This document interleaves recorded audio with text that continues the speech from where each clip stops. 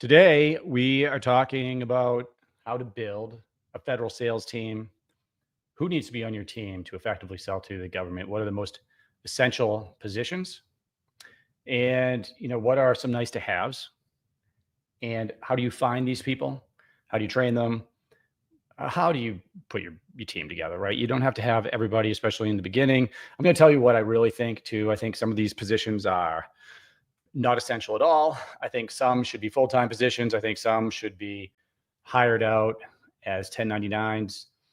I think some only move the needle for certain types of businesses. So we're going to get into all of that today. I'm Rick Howard, former government procurement officer.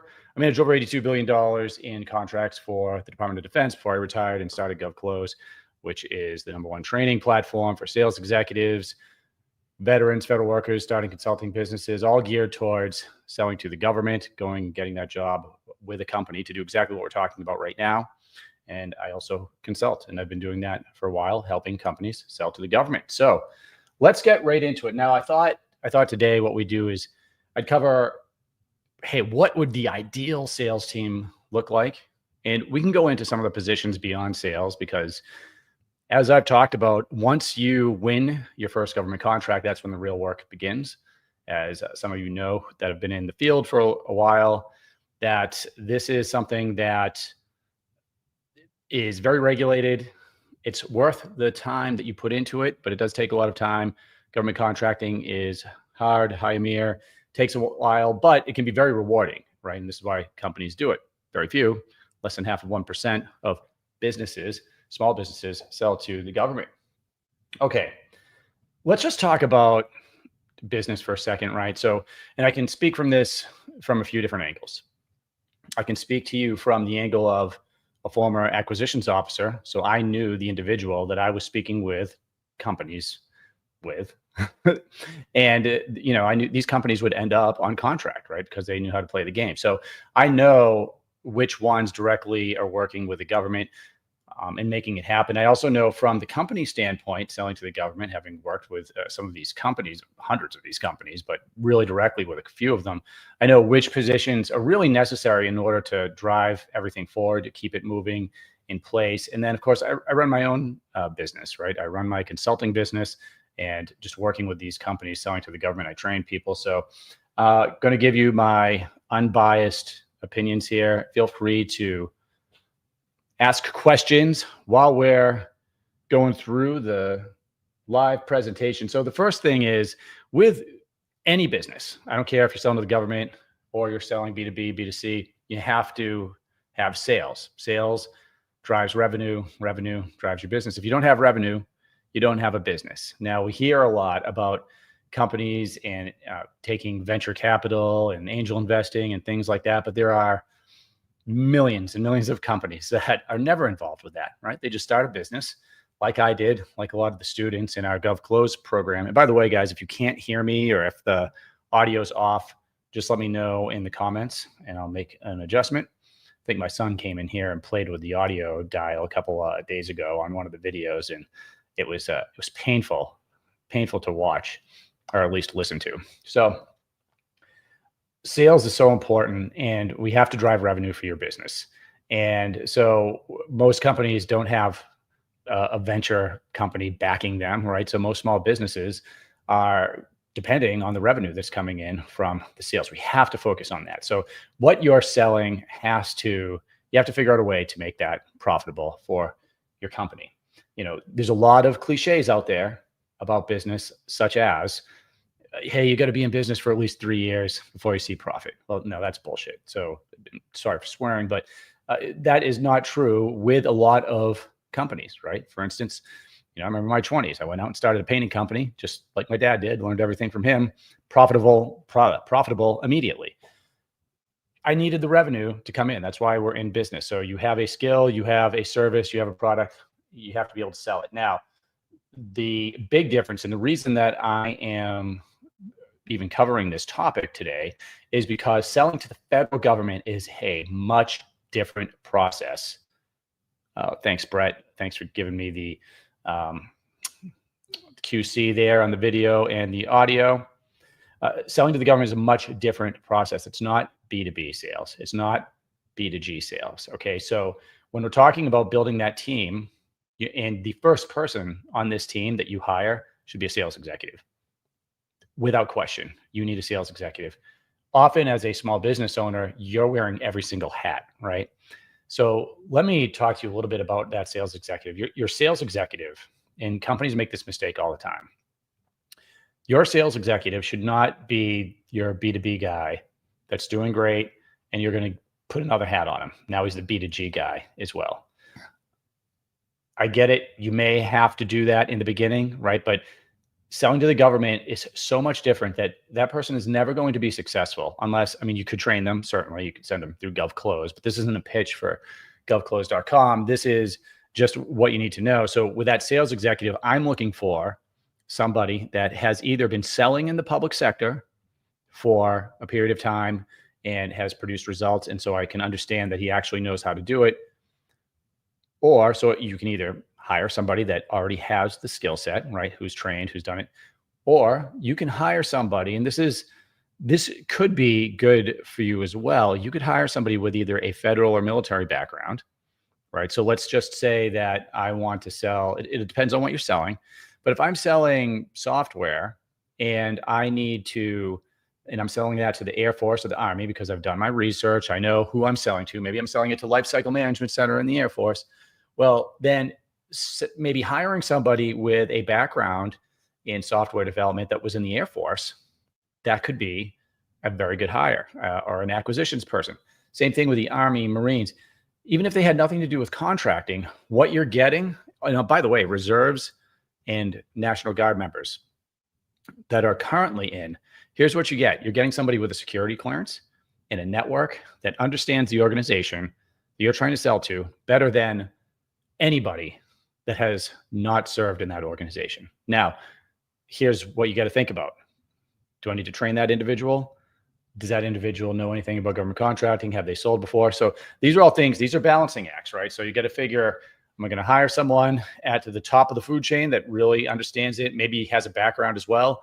I'd say next level down, hiring somebody that hasn't sold to the government, but has a background in the organization you want to sell to, but you have to understand who you're selling to first before you do that. And then you can get them trained and go from there. But that sales executive is without question the number one hire. Let's talk about what that person is going to do. Selling to the government takes a long time. And let's see, what do we got here? Tell me briefly, how can I start with sam.gov to get a gov contract? Amir, I have other videos. If you go to my YouTube channel, just type in @GovClose. You can find many videos about how to go through sam.gov. In fact, I did a live last week it's on LinkedIn as well. If you go to my page and just look for meaning my LinkedIn profile, I go through how to go through sam.gov, the basics of how to apply, because you have to make sure your business is registered in SAM. And then there's a lot that goes into it. You'll learn a little bit from this as well. So your sales executive is going to own the relationship with the federal buyers. Okay. And that person is going to build a pipeline of leads that you can actually close. And so if you hire someone that's seasoned, or you put them through the training, you hire someone from GovClose that I've trained, that person is probably going to be finding leads for opportunities with a specific targeted agency. We're targeting them because they buy from businesses like yours. They have a requirement in funding to buy the types of things that you have. And we're finding opportunities before we ever see an RFP, request for proposal, or an RFQ, request for quote. We're finding the opportunities way before that. Okay, so this is what a seasoned pro is going to do. And what they're going to do is to make it as easy as possible. They're going to get meetings. Meetings win contracts. Relationships really do win contracts with the government. You have to do everything legally. You have to go through all the other rigmarole, but it's not a proposal writing farm that's going to be super successful. It is going to be the company that has an awesome product or service and then has somebody dedicated to building a federal pipeline and building relationships with the people that have authority and funding to buy what you sell, finding out about things early, aligning your company with the contract vehicles. I could go on, and I have in other videos, tons and tons of videos and interviews and things like that we've done on the channel. So if you really want to dig into that, You can just go to the YouTube channel, type in GovClose, you'll find us. You'll find all of that stuff. So bottom line, sales executive, number one hire without question. Make sure they're dedicated to federal sales and they're either trained or you have them trained. Next person on the team, and this is one that I would argue could also be dual hatted as a sales executive, but some companies will separate out the sales executives from the business developers, right? Now, what you may have, and by the way, if I was building a team for a company, and I have, and I've managed those teams, I would be building, I wouldn't hire a sales executive and then a business developer. What I would do is I would first put my strategic plan together, right? And sometimes that's just an advisor. You don't have to hire someone full-time for that. I do that with companies all the time. There are other great people out there, other great folks doing that. We research the data, how the government buys what you sell. What's the government going to be spending in the future on what you sell? What are the offices and how do they buy? We reverse engineer the whole process, right? So when we have that strategic plan, now your sales executive can build a pipeline. Let's say you're targeting 3 agencies. Well, ideally, you might not be able to do this at first, but ideally, I might have a sales executive covering each of those agencies or offices. And many companies will have, because look, the Air Force, Army, these are huge. Like a service is a huge area for one person to cover. Eventually, you could have multiple people covering each branch. But in the beginning, if you have 3 targets and you have 3 sales executives that are trained, you could be doing really well. A business developer, I think of, and is usually more strategic within a company. So when you hire a business developer, often they may be thinking about the relationship with the agency you're selling to. And for instance, if that agency is creating a new contract vehicle, this happens all the time, right? It's happening in the Air Force right now, some of the labs, some of you may be familiar with. These contract vehicles, IDIQs, which I've covered in my category management video, these are things that you have to be preparing for as a business, because often they may be forecasting out 2 years for this contract to come out, which means that you need to be preparing for when is the solicitation coming out, going to the industry days, developing the relationship. A business developer, a good business developer, is going to align the organization and focus on these big picture things, like category management is one of them. So often though, and what I like to see the business developer also either coming from that sales executive position or really involved with the business in another way. I like to see the BD person have some skin in the game as well. So part of their commission, part of the salary for most of these guys is going to be salary plus commission. Remember, with federal sales, we are not paying commission only. Okay, this is illegal. This is a FAR clause on contingency fees, and you can go look it up. There's a little bit of gray area in there, but the big picture is you can pay someone a salary and a commission. Okay, you can pay somebody a commission if they are, I believe what they call them, a bona fide agent. But for instance, if you hire a consultant and have a lawyer, always, I'm not a lawyer, have a lawyer review everything. But if you're paying somebody a fee for service and a commission, that's allowed in some areas, at least by my interpretation. Talk to a lawyer. But what seems pretty clear is paying a commission only is not allowed, right? That's called a contingent fee. And the ramifications from that are, for one, they can end the contract. They can also request the money back that they spent on you. They can also pursue criminal, whatever you want to call that. They can pursue you criminally if they find that you were using contingent fees. So it's a big difference. I just bring it up because this is a big difference between selling B2B. Like, so for instance, I pay commissions to my business to business sales guys, right? But this is something you got to be careful about on the government side. Just setting that up. So a business developer might be an add-on to your team of sales executives. But I think before you get to that point, so once I have a team of sales executives, it's really important to be holding them accountable. And when you're holding them accountable, I'm talking about having a sales team leader. And what I recommend is that your sales team leader, first of all, is also a sales executive, has their own pipeline, has their skin in the game. There's going to be someone that's really good at it and knows what moves the needle, someone that's been doing it for a while. Now, they also have to be good at managing a team. Some of the things that they're going to do, your team leader, and this, by the way, let's say you're a small business owner, even if you own a larger business and you have a sales team often, and I have gone in to help many, many, many companies with their federal sales teams, they often feel like they're just throwing stuff against the wall and that they're directionless. If your sales team is building pipelines and their opportunities in the pipelines are real, and of course we've done videos on that, but opportunities that have been through a go no go process, I can bring up, by the way, some of my pipelines just to show you what those look like, right? But once they are trained on the types of opportunities that go in there and you price them realistically, and there's some other criteria we could put in there, now I can a sales team each week, and I can look at their pipeline and say, okay, John's, let's say they each have a $1 million quota, and we'll say, for now, you want to know what their close rates are, right? But in the beginning, you may assume 10% if they've been trained, they know what they're doing. So we have a weekly meeting. John's pipeline's worth $10 million. If he has a 10% close rate, he could meet his $1 million quota, right? If the other two sales executives, if their total pipeline value is less than, $10 million, then they are probably not going to meet their quota, right? So that's one thing that we're looking at. We're looking at the work they're doing, and we're judging to see if their pipelines are realistic and if they could potentially actually close and either meet or exceed your expectation for them for revenue each year. It's very important. Now, one of the things that you want to also look at here is you want to dive into each of the pipelines. So this is the sales team leader, right? So if I'm meeting with a team, and I do this with different companies, we're going to meet weekly. And so John, I'm going to make him open up his pipeline. And his pipeline, I'll bring one up here just to show you guys what I'm talking about. But his pipeline is actually going to have not just a couple of steps, right? Some companies actually are using spreadsheets to do this.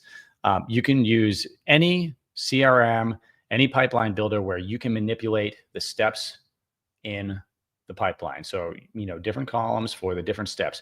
If you're you're using a subcontracting strategy, you might have different steps than if you're an 8A business going after, maybe contracts that have expired or contracts that are owned by 8A companies that have had expired 8A certifications.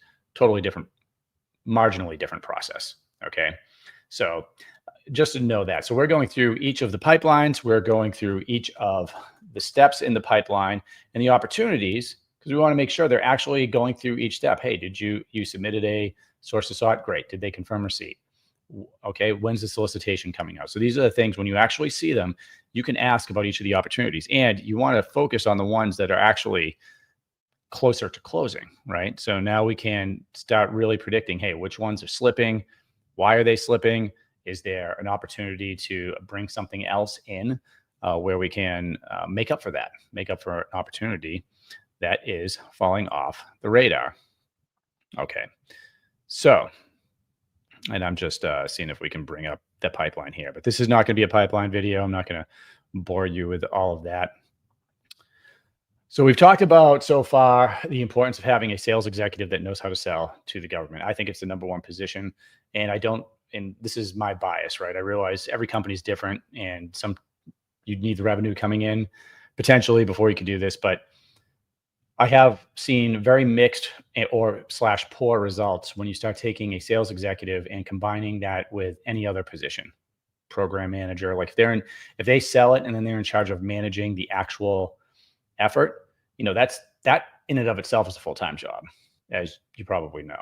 So we want somebody to be dedicated to federal sales, and then we want to expand upon that as you start winning more and more contracts and start bringing them in. And then the next position that we talked about is the sales team leader, right? And I think the sales team leader, after you build up a couple of the sales executives, now the leader can meet with them each week. And so what you're creating is this recurring, not automated, but a recurring process where you have talented people that know what they're doing and understand how to sell to the government, continually finding leads each week, managing them in your pipeline, and moving them towards a closed contract.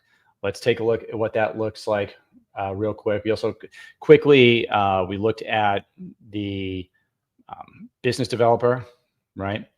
But the business developer, again, sometimes they can, in fact, I mean, I often would, if you're a good sales executive, you should be forecasting the different strategic things that are happening within an organization. But once your company grows to a certain size, you could certainly bring somebody on that is just focused on the strategy piece and working on things like category management and contract vehicles. All right, guys, this is what, just so you know, this is the type of thing that you're going to be looking at when you are having your weekly sales meeting. This is what your team leader, your sales team leader might be looking at.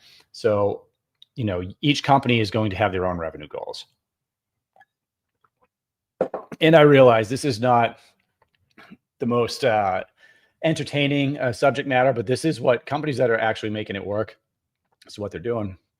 And you have to have a process, and you want to have somebody that's a little bit analytical and is not going to veer off course.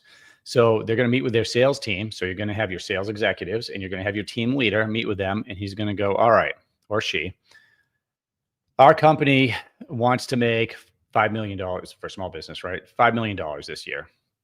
All right. So I can look at this right now and see, hey, if $5 million was my company quota for the year, I could see here that I'm probably going to be able to hit that, right? Now, here I already won 6.2 million, but if you have a 13% win rate, you can apply that to your pipeline total. 10%, same thing. So I know how many opportunities are here.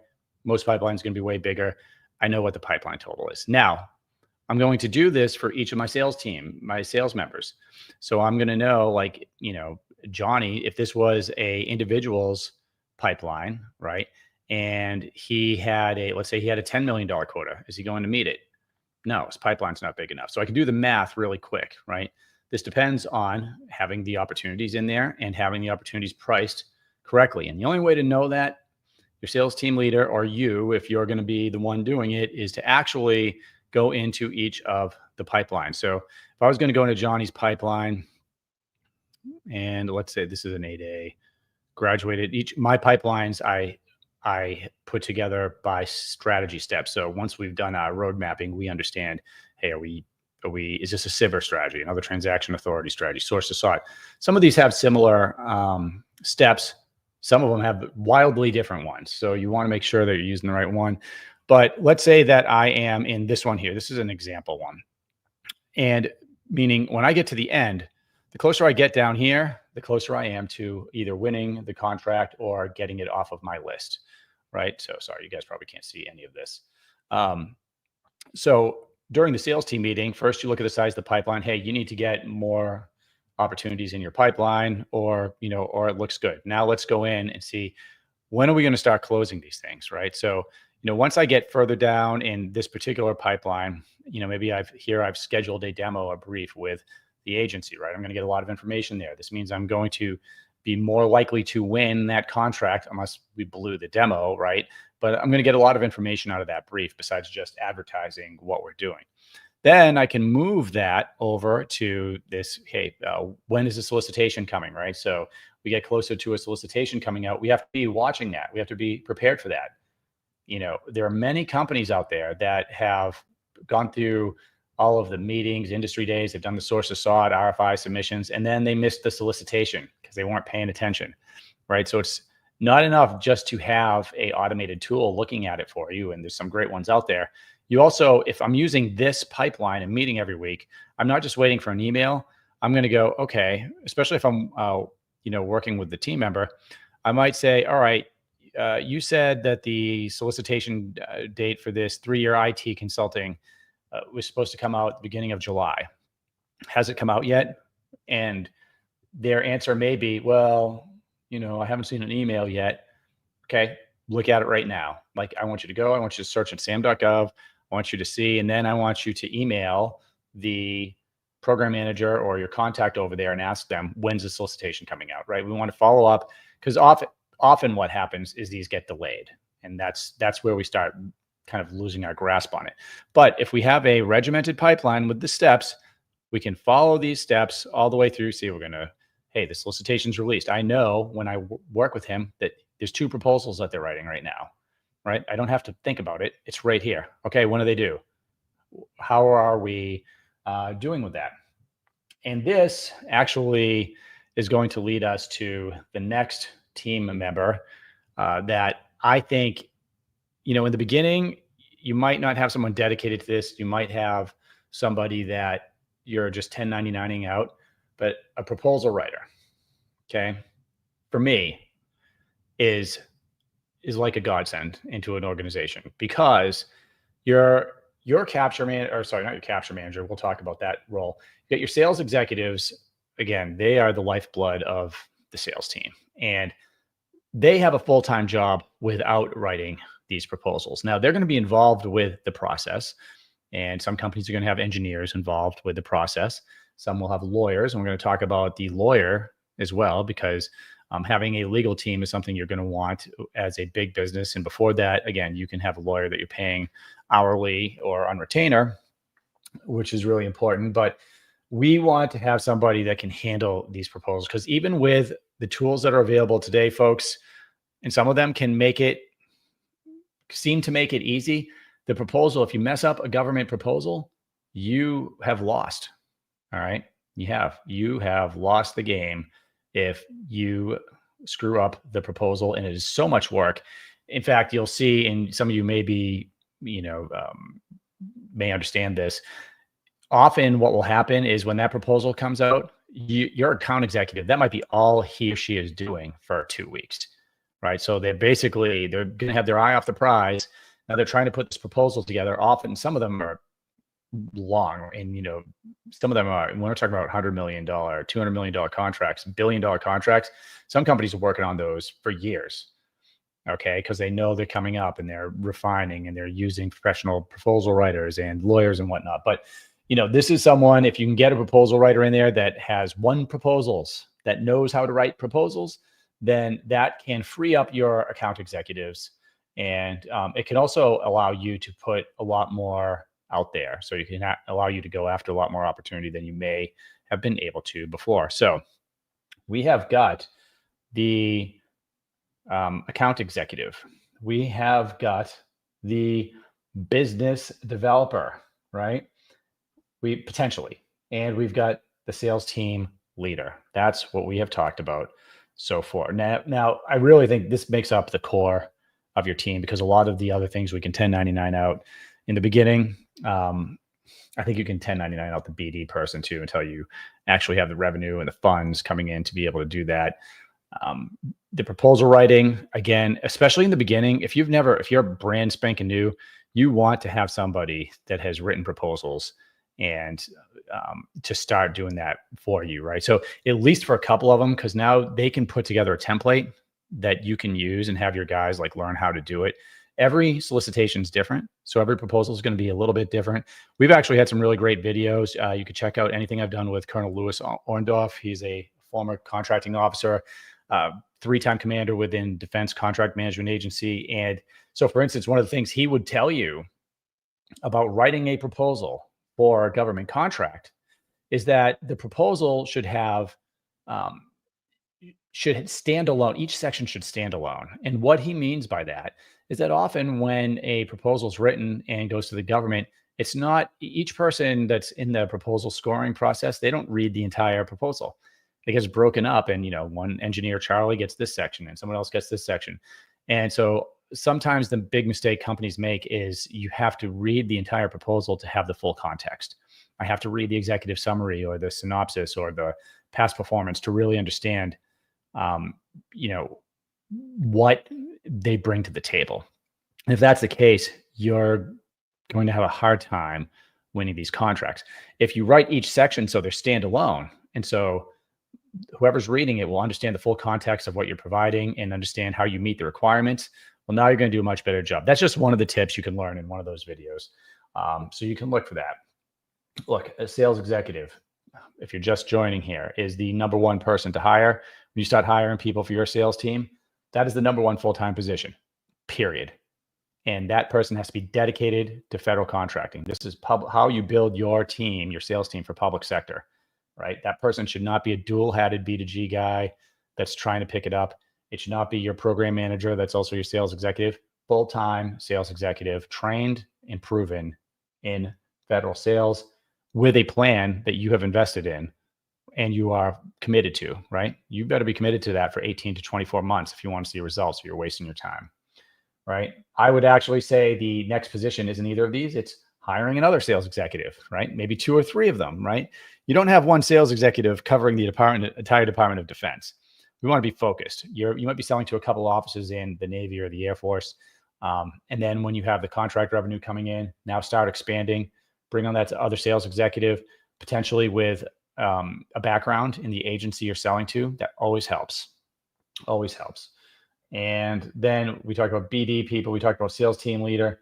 Then I kind of skipped over, by the way, sales team leader, very essential. That's what keeps the whole ball running. And if you don't have a sales team leader, you need to have those weekly meetings. I showed you what my pipeline looks like and kind of what I'm going through with sales executives. I'm holding them accountable to the total pipeline value, the quota, what they're responsible for the year.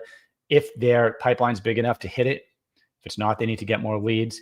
And then going into the pipeline itself and looking at those opportunities and questioning every single one. Where are we? Like, what's the next step? Have you done those things? That's just a good process. It's accountability. Even if you have seasoned folks that may not want to be held accountable, like, it's your business. You got to run your business. And if they know they're accountable, they're going to do it. The proposal writer can really take the burden off of your account executives and they are going to lose track of what they're doing if you don't have someone helping them write proposals, because like most of the stuff that you win will require a lot of paperwork with the government. It has to be right. And so next I'd be looking at that. Now, a capture manager, I don't know.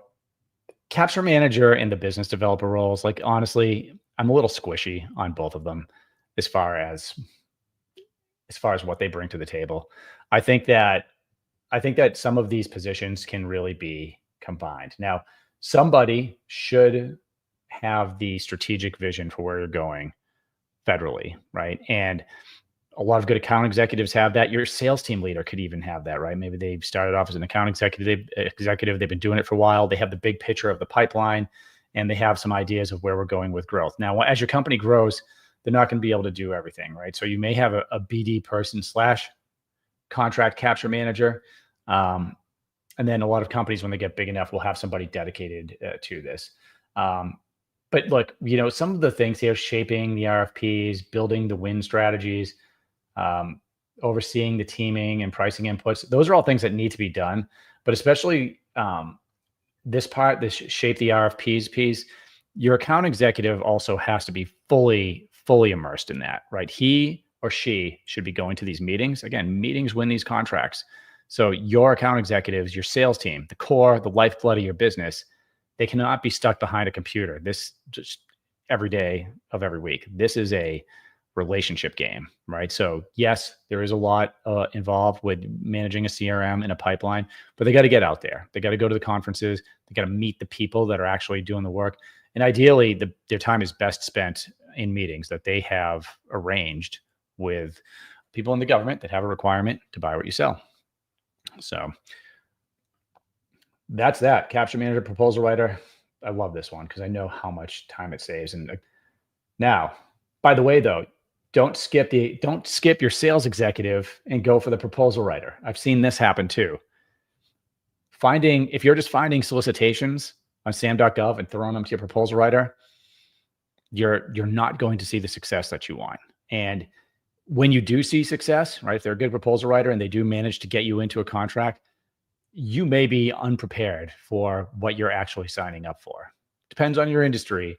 But again, we want to know as much about these opportunities. By the time where we have a proposal writer writing something, I should have a relationship with the office. I should have many, many, many engagements leading up to this. So we have a thorough understanding of what the requirements are. Okay.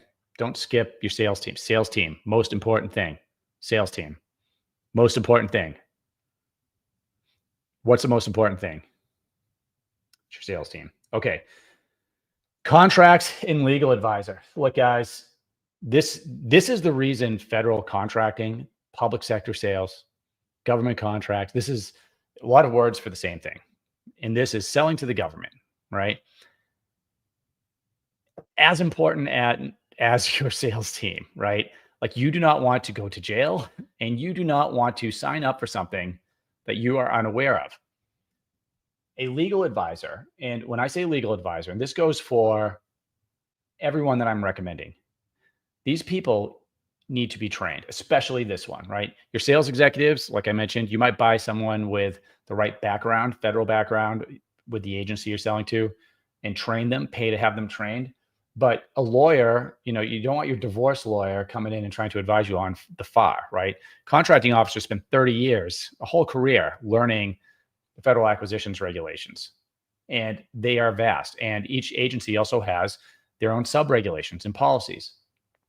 Each solicitation is going to, if anybody on here has actually written a government contract before, you'll know, or sorry, a proposal for a contract, you'll know the solicitations will often just have FAR clauses like these 6-7 digit numbers just listed in there, like one right after the other. Well, each one of those corresponds to the federal acquisitions regulations somewhere.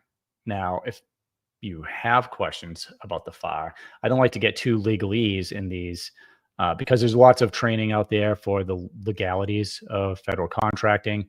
My training was all through Defense Acquisitions University as a program manager in the Air Force.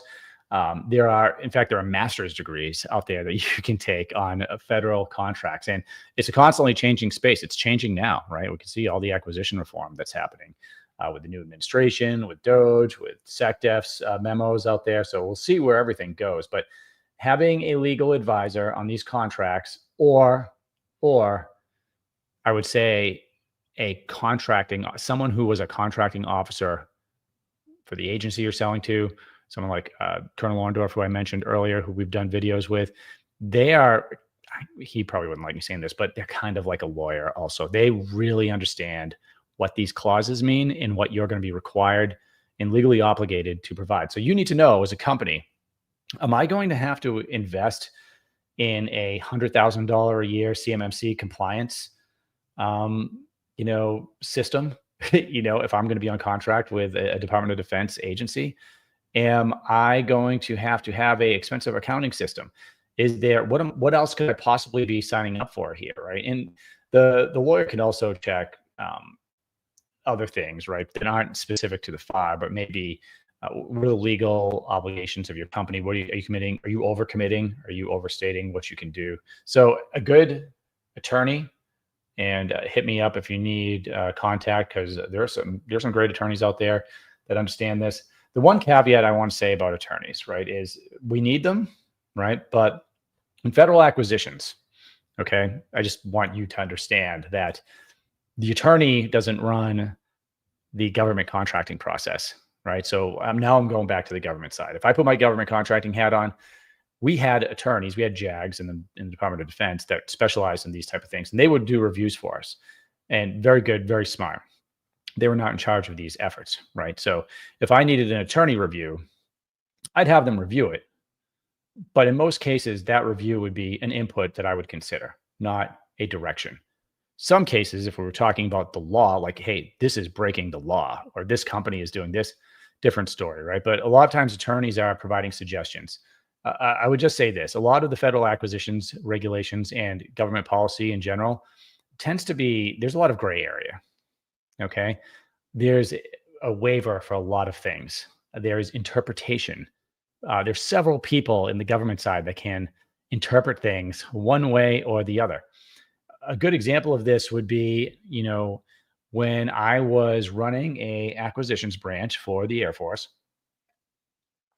we had, it was under 100 people working for me in the branch, program managers, engineers, whatever. But then we also had another branch of contracting officers, right? So we had another chain of people where they would come in and provide the contracting advice, right? They would come in at the end and they would commit funds on behalf of the government. We would have finance people, right? So we don't talk too much about them, but so now my finance people were in charge of, okay, are we using the right kind of money, right? And so often, like right now, guys, we're in fallout fund season.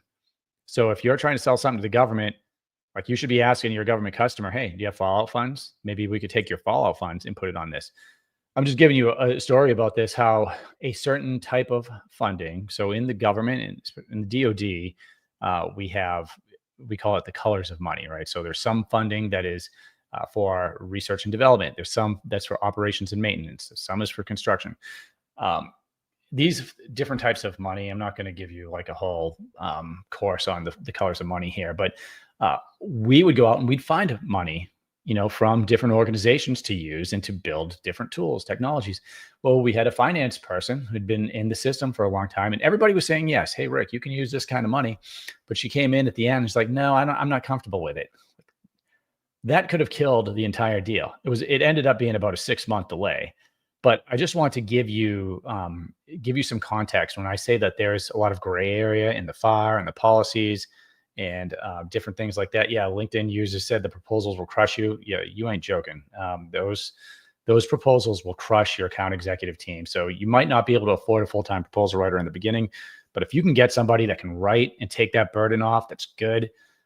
Man, like a good account executive and a proposal writer could do a lot of damage. Anyway, lots of gray area in the law and the FAR. Have a lawyer, at least that you can pay on retainer or by the hour in the beginning, to review a solicitation. If you go after these contracts the way that I've advised, where you have done your due diligence and you have, gone through the steps in the pipeline, right? Like I have, like we went over here earlier, then the odds of you winning those are going to go up and up, right? You'll watch your close rate increase over time. You might have a 30% close rate or a 40%. 40% is pretty high, but you want to make sure that if you win that contract, you're not actually going to hurt your business. The lawyer can give you some good reviews there. One more thing about the legal advice in the legal team. As much as I love them, the legal team is also there they're looking at this from a legal and a risk perspective. So whereas your sales team should be trying to close the deal, I am trying to close this contract. I found some legal teams it almost seemed like they were trying to shut it down. Like, hey, no, you get it.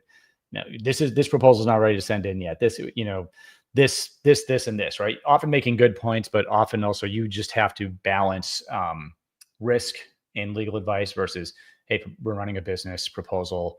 Maybe if the legal advice is breaking, like some make or break stuff, we really have to pay attention to that. But sometimes it's just noise, gray area stuff. So just be aware of that. You may have, when you start building out this team, you may have conflicting interests, and you should, right? The lawyer's interest is to protect your company.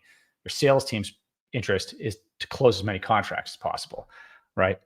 Okay, enough said. These are nice to haves. Pricing analyst, look, especially if you're providing services, having somebody that can go out and take a look at, current pricing is great, but you can do it yourself as well. You can, here, I'm just going to type in the thanks there for the comments that are covering in. Hey, look, guys, we're on YouTube and LinkedIn and a few other platforms right now. So if I don't get to your question, it may be because I don't see it, but it's also because we have some building up here.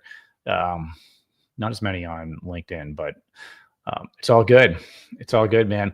Look, the pricing analyst, you can do this yourself. Your account executive can do it. Your proposal writer can do it as well. But, I would not invest in this right away. I would make sure that you had a very solid sales team with a team leader. First, had your legal and your proposal writers squared away. Then you might bring someone in that can handle some of this for you, right? Now, the other thing is, for some companies, you just know what you charge. Okay.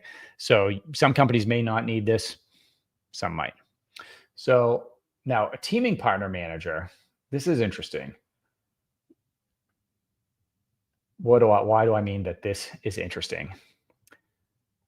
The teaming partner manager, this is somebody that's going to be basically in charge of partnerships with your company, right? They're going to go out and they're going to talk to other companies and they're going to try to create connections. I've seen this. I think it's a necessary part of selling to the government, but your account executives can do it in the beginning, probably should be. I've seen this be a total waste of time And I've seen this also like be a total game changer. So when is this going to be a total waste of time, right? Well, if I'm paying somebody a lot, and I probably am if I have someone doing this full time, and they're forming partnerships with companies all over the place, these partnerships have to translate into a contract, into funding that's going to go into your pocket, right? The way I like to build teaming relationships is I like to start with the opportunity. And I like to start that with that opportunity very, very, very, very early. Um, what do I mean by that? Well, I'm just going to use this as an example here. Let me just show you.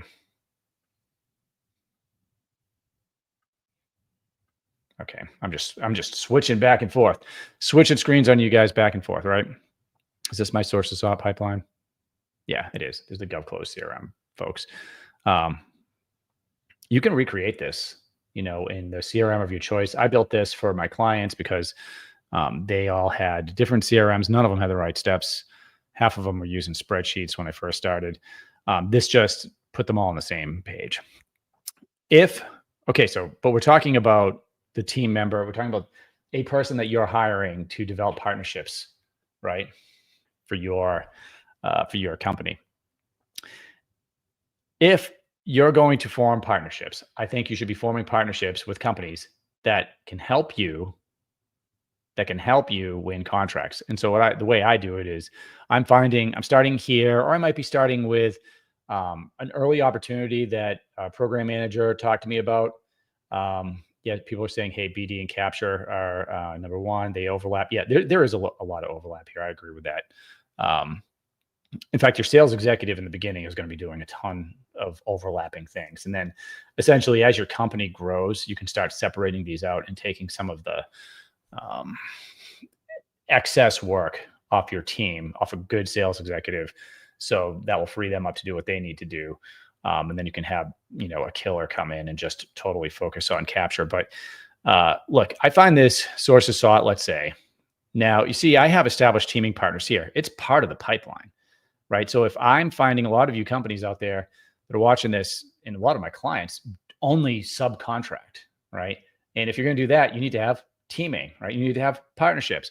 But I'll find that early opportunity and I'm going to talk to the office. Like a good example would be, so for instance, if I was selling to the Department of Energy, which I have, I'm constantly talking and communicating with them. How's our product? How's everything doing? Great. Do you need more? You do? Awesome. That's an early lead that goes into this pipeline. And that early lead, I might need a partner to do, hey, Rick, we need to do this, but I need I need a certain security parameter as well in this technology that I'm buying from you, this application. Well, I might have to partner with a company that has that. I have the opportunity, I have the relationship, then I reach out to them, right? To that company.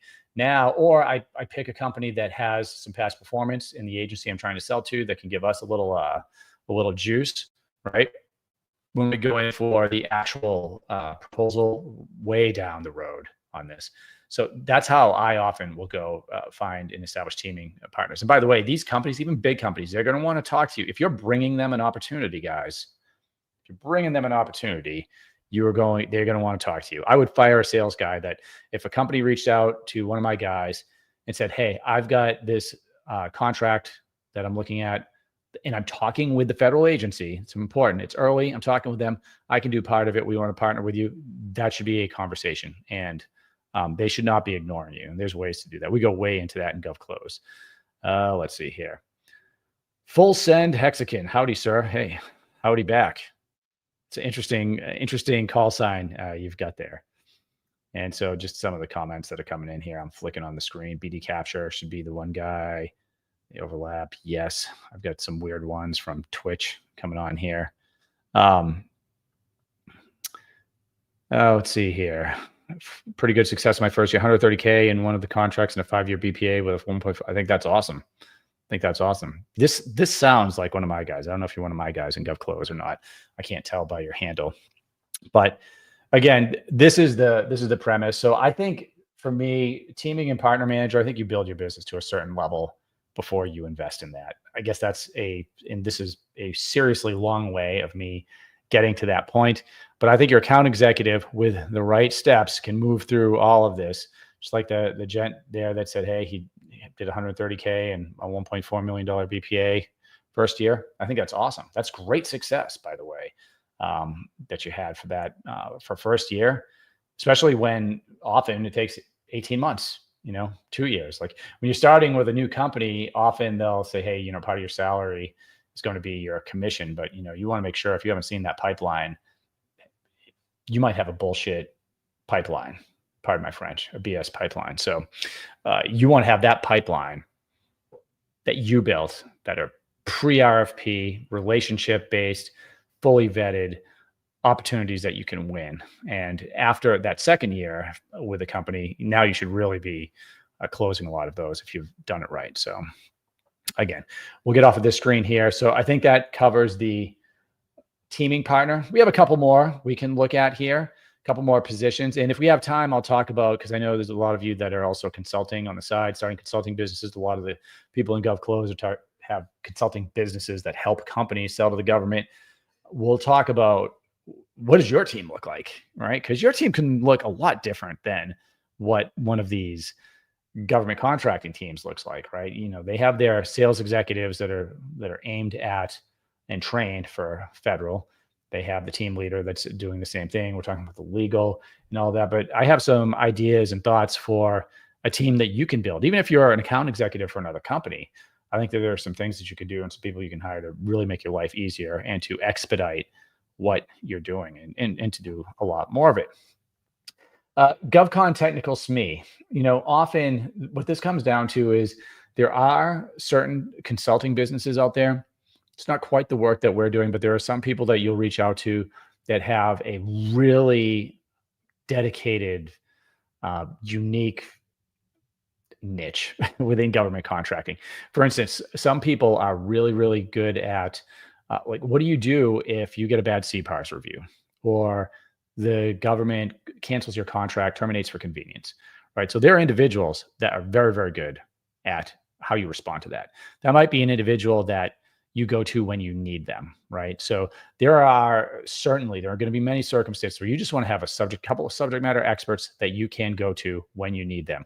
Some people are great with things like cybersecurity, CMMC, right? I mean, we could talk about all of the specialties for a while here, but so I would start building a bench of SMEs that you could go to on a project basis when you need help. And by the way, a lot of companies use me that way, right? So I might start out, I might train their teams and give them their strategy, and then they come to me when a crisis happens, or in all of the examples I've given, by the way, today are real, like have happened to my clients, and we've helped them with that. But just to know, I start building a bench of some of these SMEs that you could use. Here's one that I kind of hate. I don't want to crap on anybody here, but I'm going to, I don't even know if I should talk about this because I don't want anybody going out and hiring somebody that does this, but here it is. Your marketing outreach specialist. And I even wrote right in here, it's your nice to have, right? I don't even know if it's a nice to have or not. I think here's the thing. There are some companies out there that specialize in marketing, right? And usually what they're doing is are you seeing some of what I'm going to get to here? But usually what they're doing, they're going to maybe set up conferences for you. They are going to look at maybe publications that they can get you into. I think this is an advanced level of business. So like you have a public company, or you have a company that, is large, you have hundreds of people in there. You've been in the government contracting space for a long time. You've done hundreds of millions in contracts with the government, and you're trying to build your brand. Then having a marketing specialist may be something that you want to do. But I've also seen a ton of money wasted here, guys. Going to conferences for small business has to be very, very targeted, I think, to really pay off. But it can pay off, and it can be a great way to establish relationships and get the people you want to see you, to know you're serious. But I've also seen some marketing folks that really just no matter what they've done, and maybe doing some social media stuff, getting some articles and publications, if it's not the right time for a company to really go forward with that, I think it's a waste of money. And I also think that as far as going to the right conferences, that's something that your account executives should frankly be very, very aware of and scheduling. So your account executives, your sales team should be working directly with the federal customer and asking them like, hey, what conferences are you going to be going to this year? Like, where do you hang out? If you're, for instance, selling to H&J at, which is where I came out of at Hanscom, that AFCEA puts on an event called New Horizons every year. And so that would probably be a good event for you to go to. Now, let me just give you like some context here. That event, some of these events are, I think, a waste of time. You're going to see a lot of businesses out there that put conferences together. And what they're doing is they might get a couple of government or federal people to come in and give a speech, but then they're getting hundreds of companies to come in and set up booths and pay to attend and all this. That is not the conference that I want to attend. There are two types of conferences there's two that I want to attend. One of them is going to be a conference that is heavily attended by people in the federal agency in the office that I am selling to. Okay. And a good example of a conference like that would be like the Air Force ATA conference, Airlift Tanker Conference that happens every year. It happens in usually like around the Halloween timeframe, like end of October, beginning of November. This is a conference that has like you're so outnumbered by the people there. So, for instance, if you have a booth in a conference like that in your small business, you have your account executive there, you're going to have not only users are usually not who you're targeting, but this is really, I think, a special example. You have, let's say you're selling some type of aircraft maintenance tool or technology or something. You're going to have the aircraft maintainers there that can see what you're doing. You're going to have their bosses there. You're going to have people that can, sign things like SIBR memos or, that could push requirements up, meaning you're going to have group commanders there. Everyone wants to be at an event like this. You get full bird colonel group and wing commanders there. You also have a COCOM commanders are there, and they're going to, if you have a booth, they're going to have a special time where they walk around and go to every single booth, just them, at least the years that I've gone to it. They roll out the alcohol carts, whether you drink or not, doesn't matter, because a lot of the people at these events do. And so they roll those out at 4 or 5 o'clock every day. And so they're hanging out, they're having a good time, and they'll have free conversations with you. So I've gone to these where we've had a tool that they really wanted. And so I could get the user to see it and really like it. I could get the acquisitions officer there, because there are acquisitions officers there as well. I could get them to say, okay, yeah, this is, here's my number. This is what we're going to do. I've had COCOM commanders or, service command, like AFMC, Air Force, not Material Command, Air Force Mobility Commands, general officers there that would basically put us in touch with the people that could get our tool into his guys' hands and have conversations about that. Like, that is a very powerful conference. Like, walking away from that, you are going to have some clear direction, and you're going to be able to understand, hey, are they interested in what I have or not? Versus if I go to a conference where it's all industry folks, right, and business folks, I don't want to go to that conference unless it's something like, for instance, New Horizons, which I mentioned earlier. If I know that I'm selling to a specific organization, and in this case, we were talking about Hanscom Air Force Base, there's a few different PEOs there. But if I was selling to a special programs division or some other division there, and you go to the AFCEA conference, well, you're not going to be outnumbered by government folks there. But what you are going to get is you're going to get the leadership, the acquisitions leadership, standing up and briefing on all of the things that they're working on, the upcoming contracts. You'll get the point of contact that you can reach out to talk about the upcoming contract.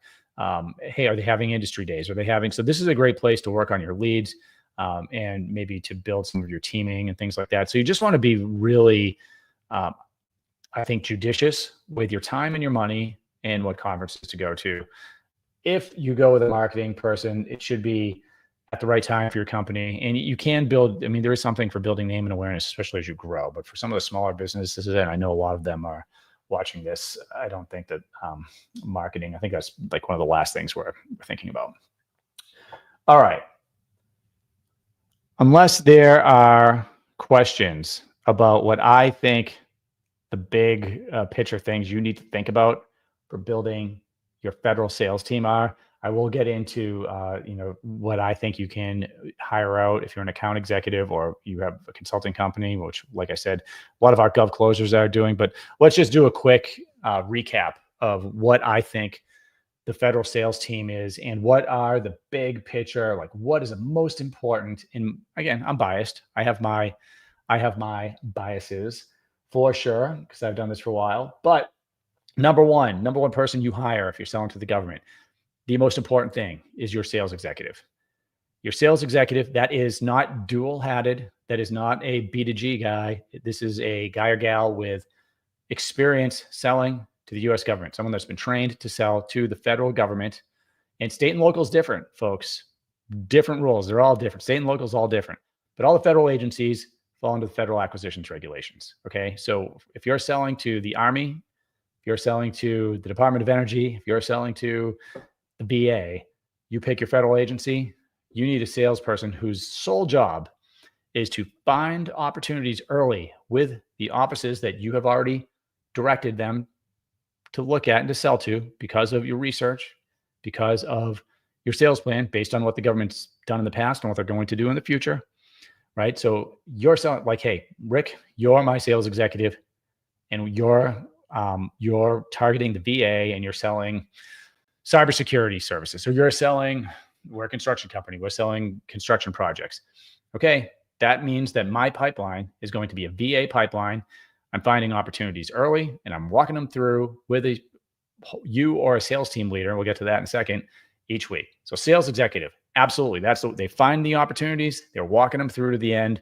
If you can only have one hire and you want to spend some money on someone that will really move the needle, get someone with experience, check the references, check the training, and ask them about your business. Make sure they can tell you, hey, who should I be selling to? See if they know what they're talking about. How are they going to do it? Okay. You can always pay to have them trained as well. This is another great way to find those people. Hire a person with maybe some experience in the agency you're selling to, right? And then put them through the training. Now you're taking a little bit of a risk because you don't know if they're a good salesperson or not, right? But you can find people in certain areas that have some experience in an agency, National Guard and reservists, for instance, that are in that agency and can have jobs, sales executive jobs legally, and have a clearance and have a network. Great hires, sales executive that knows what they're doing, number one all day long. And frankly, probably number two and number three as well. No sales equals no business. If you're not selling, you don't have a business. And if you just hire a proposal writer, like just finding solicitations and writing proposals doesn't win the work. It's the work that goes in before that solicitation ever comes out. Build the relationship, goes to the meetings, escorts that each opportunity through all of the steps and whatever your sales strategy is, all 20 of them, all the way to closed contract, right? Long process, but somebody to manage it for you. Remember, this is a long game, folks. This is a marathon. This isn't a sprint, although you'll sprint it many times throughout that marathon for sure. I think the next thing that you need to hire, and again, I'm just recapping here for anyone that just jumped on. Next thing is your sales team leader. So if I have 3 sales executives, I want one of them to be the team leader eventually, so I don't have to do it. And that person should be a fantastic sales executive with some leadership experience as well. And they're going to hold them accountable. They're going to go through the pipeline every week. Are they going to meet their quota? Are they going through the proper steps for each of the opportunities? Can we move new opportunities in? Someone that can advise and hold accountable. Accountability for your team, that's what moves the needle. Some people don't want to be held accountable. That's okay. Those are probably the ones that need to be held accountable the most. So team leader. So that would be my second hire. So I'd hire a bunch of sales executives, get them trained, get them up and running, and have one of them probably become the team leader eventually. Then we talked a little bit about proposal writers, capture managers, business developers. These are all, a lot of those things, unfortunately, in the beginning for a lot of companies are being done by everybody. But if you can get somebody to take the burden of proposal writing off your sales executive, who's going to be involved with it a little bit no matter what, and should be, because he has a relationship with the government. He should, or she should, government program manager. So they should be providing a lot of input, but having someone that can just take that initial proposal and start writing it, putting the costing together, putting the tech volume together, you'll have other people pitching in, but someone that can own that process and make sure it's going to be done with enough time to have your legal team review their proposal. Everyone should be ripping the thing apart anyway before you send it in and have it scored. You should be doing red teams, but every business doesn't have the time to do that and the resources. Once you do have the time and the resources to get a proposal writer in, I think that's awesome. And then followed by, I would say, somebody that can provide a legal review. So whether that's retainer, you're probably not hiring a lawyer full time initially, but especially for the big proposals, you want to have someone looking through those fire clauses. Make sure you know what you're signing up for, guys. After the legal advisor, we talked about a few things that are kind of nice to have: pricing analysts, a teaming partner manager, GovCon SMEs for certain areas. As look, the real work starts when you actually win a contract with the government, right? So you are now going to and we didn't talk about any of that, but there's certainly other roles that we are going to have. Look, from finance and accounting to program managers, people that are making sure that we're delivering to the government. But that's a team building conversation for another call. I do want to hit on, I promise you guys, if we went through this quickly enough, that I would touch on, hey, well, who should I be hiring if I have a consulting business that helps companies sell to the government? Or who should I be hiring if I'm an account executive? Can I hire someone? Absolutely. Absolutely you can. And I think for both of those, for me, the first thing that's super important is just having a virtual assistant. Look, if you're an account executive, you can probably afford, if you're a public sector account executive, you can afford a virtual assistant and somebody to handle your schedule, somebody to set up calls, somebody to keep you on track. There's a lot of goodness that can come out of having that VA work for you. And look, you could also, depending on the company you work for, you might be able to get that VA to take on the same email as get a company email, right? So he can set up calls for you. Just taking care of the scheduling piece, guys, is a huge thing. Now, you don't want to be sending that VA anything on the company, but the VA can handle a lot of administrative stuff, especially if you have a lot of opportunities and you're constantly trying to figure out the schedule and setting up time to do reviews and things like that. A good VA can also do some things like, hey, setting up graphics in Canva that you can use on your proposals when you're sending them in or your sources sought. So a good VA, I think, is going to be number one.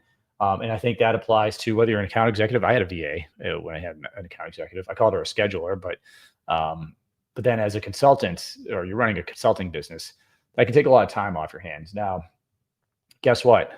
If it's the consulting business that you're running, sales team, in the beginning, you should be doing the selling without question. But once you have a process, once you know what you're selling, what your niche is, what your service or product as a consultant that you are continually doing, you can hire a sales team to do the selling for you. You can hire them to, and I'm using sales team loosely here, and I'm not at all in the same way that I'm using it for federal sales. This is B2B, and you can hire people to set up appointments for you, cold call for you. There's a lot that you can do on the sales front. But I think the big picture is whether you're selling to the government or B2B, no sales equals no business. You need money. You're in business to make money. Yes, hopefully to also make a positive difference. And hopefully in all cases, especially with the federal government, you should have an amazing product or service that you're providing and is vetted and validated. And then you start selling to the government, right? Same thing if you're a consultant. You want to make sure you know what you're talking about and you can actually move the needle for somebody. But so there are certain things that we can hire on that side of things. And I thought I'd bring that up because I know there's a few of you, probably some of you are watching this that are in the GovClose program, which we teach a lot of this there anyway. And I also, so VA, sales team to handle certain aspects for you. And also, social media managers, video editors. I have an accountant. I have a bookkeeper. Everything we just talked about, I have that with my business. And, as far as the consultants and clients, the companies that I work with, they're selling to the government. The ones that are really successful focus on a good sales team leader. And then they can go from there. Keep yourself legal and do the right things, provide an awesome product or service, build your relationships. You're going to be great. All right, guys. That's all I got. Hopefully this was of value to you. We have videos that cover a lot of the things that we talked about here today in great depth, from conferences, how to target those. We've done videos on marketing. We've done videos on registering in SAM.gov. Somebody asked about, hey, how do I register in SAM.gov? Go see our SAM.gov episode. Go to probably YouTube is the place for that. And then for everybody else, hey, on LinkedIn, find me on LinkedIn, Richard C. Howard, or you can just type in @GovClose, connect with me there, hit the notification bell, and then you'll be looped into all of our free trainings when we do them. This week is the 4th of July, so hopefully you guys are going to get out there and get some vacation and, take some R&R. Then we're going to hit it right afterwards. We're going to hit it hard. Fallout funds and the sprint to the end of the fiscal year. Fiscal year ends at the end of September. And if you've been struggling to sell something, especially like a newer technology, new product or service, if the government told you they didn't have money, reach out to them again. Ask them if they can look at Fallout funds for you. I'm getting to the point where a lot of that stuff's probably allocated, but you still have some time in some of these agencies. And for everybody else, hey, head on over to govclose.com. Do you want to start your government contracting career, get that job with a company, start a consulting business? Do you have federal experience? Are you in one of the federal agencies? Military experience? Are you Guard, Reserve, veteran? This is an extremely lucrative field, and we have almost 200 members, and we are crushing it. We're teaching not just government contracting and how to sell to the government in depth, but we're helping them launch their businesses, get those jobs, and we train them how to do that. And it's the community more than anything else that is really blossomed here, because we have professionals that are our contracting officers in there, program managers. We have current federal workers in different agencies. We have people that have been sales executives for years and years and are crushing it. We have people going through the training that couldn't even spell government contracting and landing big jobs with defense contractors that are landing client after client. So if you want to take control, start that consulting business, combine whatever experience you have with what we're teaching at government contracting, and then have a community to hold you accountable and really start that business, bring in multiple streams of revenue. That's what GovClose does. And it's not easy. And it's a one-year program, and you don't get through it. The only way to get through it is to get through me. So I bring everybody in, I certify everybody, and then I work with the guys and gals as they're pricing their offers, as they're reaching out, getting clients, as they're submitting proposals. When there's a problem, the community comes together. We have SMEs from everything you could think of, from CMMC to proposal writing, accounting. So again, govclose.com. Check out our YouTube channel. We'll see you later. After going through the course, I was able to land a client that pays me a monthly retainer to actually help them develop their business and go after these federal contracts. I was able to get a consulting gig with a software company that currently works with the intelligence community. Within 2 months, I had my first client. So the initial contract was for a 3-month contract for $4,000 a month. So 27 years old, you've never worked in government contracting, you've never worked as a consultant, and you just closed your first deal. Is that correct? That's fair. And I've got a couple small projects on the side as well. So definitely something, probably my best investment I've made all year. A cold call landed a 9-figure government contract. Start a consulting business and a high salaried position as a account executive in public sales. So you're doing both of those things. I'm living the best of both worlds right now. So my name is Mike Knickerbocker. I am a naval officer that's getting ready to retire. Right now, I have 3 firm clients and 2 more perspectives. I'm able to provide value across different industries because the skill set that I learned through the course and was able to apply my own experience. GovClose came and it was a no-brainer. I wanted some secret sauce. This has allowed me to live in Germany. It's a little hazy today, but we can do that. You see? Oh yeah, dude, that's beautiful. The content, the training, it's invaluable. It's written. And Deb, what motivated you to join the GovClose certification program? Wow. Well, I think that wanting to work with a leader in the field, someone who understands government contracting on a deep basis and has the reputation, the experience working with you and your company was a natural.